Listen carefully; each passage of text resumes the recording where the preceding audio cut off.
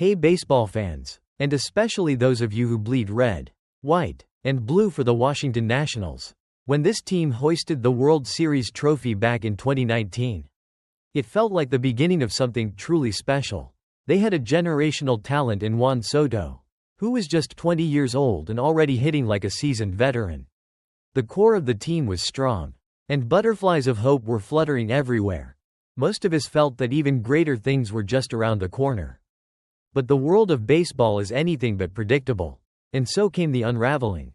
Just a few short years after that historic championship, everything changed dramatically, leaving a cloud of confusion and disappointment hanging over the fanbase and the entire league.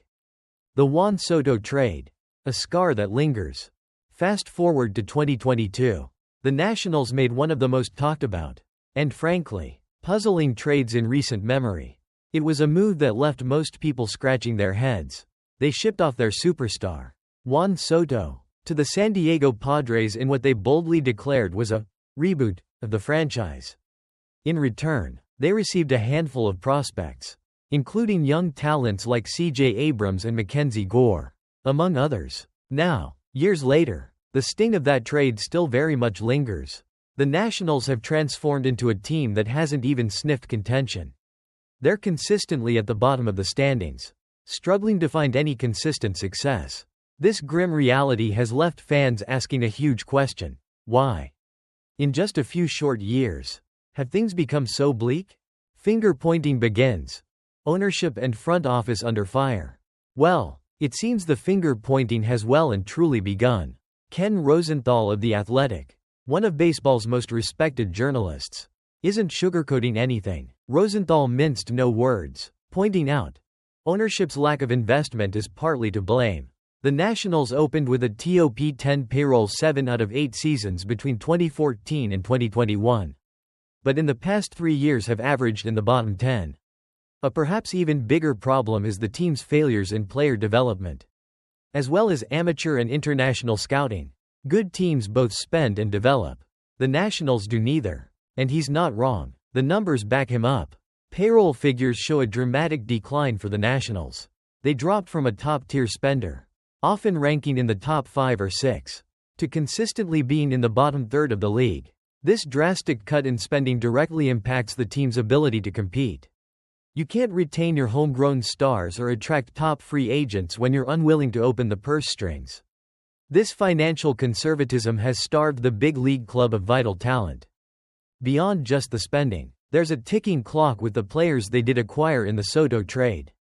While Mackenzie Gore has been a strikeout leader, showing flashes of brilliance, he's represented by Scott Boras, perhaps the most formidable agent in baseball. This means contract extensions won't come cheap. If Gore is even interested in staying long-term, C.J. Abrams is having a great year. And while his representatives are reportedly in talks about an extension, nothing is set in stone. Both players are already 2 and 3 years into their service time, meaning their team control is dwindling. If the Nationals can't lock them up, they risk losing the very assets they traded a generational talent to acquire. This would truly be the ghost of Soto, haunting them in a vicious cycle of talent acquisition and loss. A dried-up pipeline, development and scouting woes. Another major bleeding point for the Nationals is their farm system, which is far from stellar. While James Wood is undeniably the crown jewel, a truly exciting prospect with immense potential, beyond him, the system doesn't have a ton of players that truly excite you. Recent farm system rankings place the Nationals in the middle of the pack. Not terrible, but certainly not elite, especially for a team supposedly rebooting. Consider this stark statistic. Since 2013, only 3 homegrown players have reached a career BWAR, Baseball Reference wins above replacement, of 5.0. And here's the kicker: none of them did it in a Nationals uniform. This is a damning indictment of their player development system. It indicates a fundamental flaw in how they're drafting, nurturing, and bringing talent up through the ranks. And as far as international scouting goes, after the incredible success with Juan Soto, that crucial pipeline seems to have dried up completely. Despite spending significant money on international free agents, they haven't found another game-changing gem. This points to a systemic problem, not just bad luck. You can make changes behind the scenes, Bring in new development heads and new scouts. But honestly, the results on the field just aren't showing it. The lack of homegrown talent reaching star status, combined with the failure to replicate Soto's international scouting success, means the Nationals are constantly running on fumes when it comes to acquiring sustainable talent. Brad Lord, a glimmer of hope, or another stopgap? Amidst this rather bleak outlook, sometimes destiny really does come knocking on people's doors, just like it did for Brad Lord.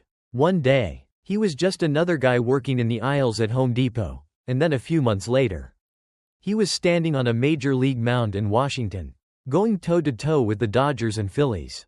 Quite wild, right? And the craziest part is, he wasn't even supposed to be there so early in his career. After tearing it up in the minors last year, Lord looked like a solid candidate for a 2025 debut. Perhaps later in the year. But a rash of injuries to key pitchers like DJ Hers and Zach Britsky really cracked open a door for him.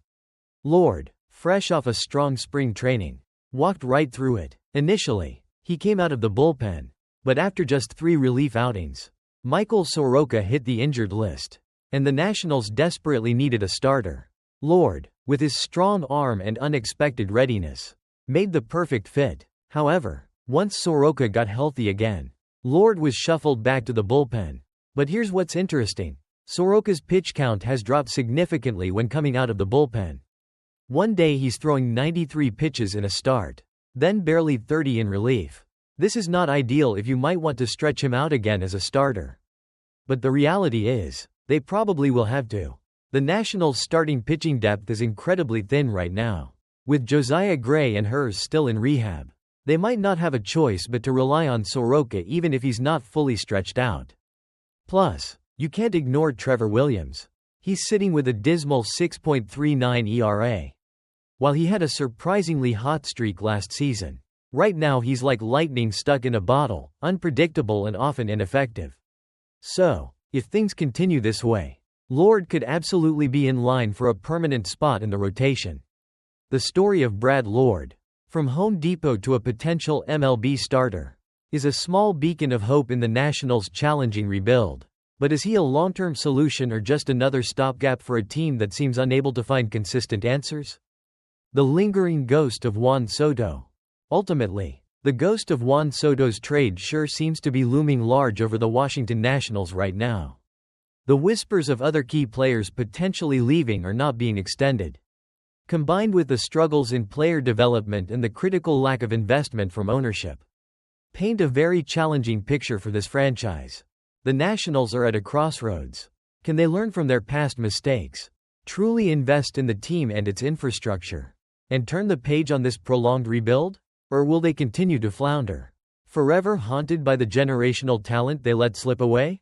It's a question that only time, and perhaps a significant shift in philosophy, will answer. What are your thoughts on the Nationals' situation and the lasting impact of the Juan Soto trade? Do you believe Brad Lord can be a true difference maker? Let us know in the comments below. Don't forget to hit that like button and subscribe for more in-depth MLB news and analysis.